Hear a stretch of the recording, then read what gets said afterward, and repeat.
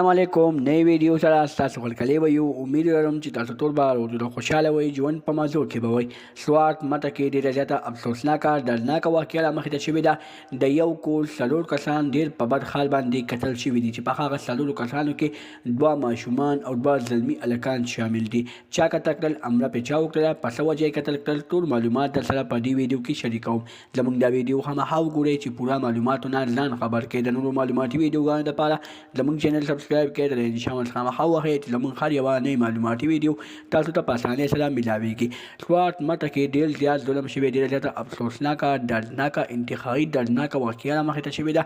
چې د یو کور څلور کسان ډېر په بد حال باندې قتل شوي دي چې هغه څلور کسان سهار وختي راپاڅېدل چیو ته ناست وو په دغه چیو پې باندې پې ډزې وشولې چې په هغه ډزو کې دوه ماشومان او دوه زلمي هلکان ولګېدل او ډېر په بد حال باندې مړه شول